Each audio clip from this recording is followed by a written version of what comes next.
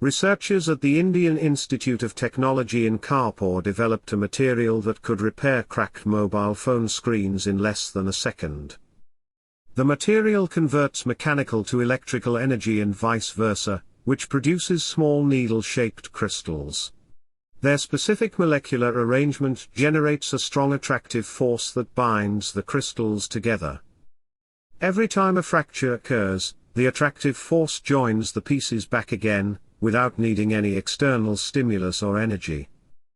Additionally, the self-healing material is 10 times harder than others, and it has an internal structure that is suitable for most electronics and optical applications.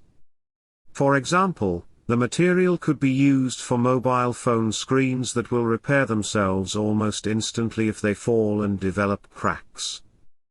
How would you like a mobile phone or a watch that self-repairs its own screen in a matter of seconds and without you needing to do anything? What other devices could benefit from this material? Please let us know in the comments below. For more fascinating science and technology news, click the thumbnail on your screen. If you're a fan and want to do something good for the planet, click the subscribe button.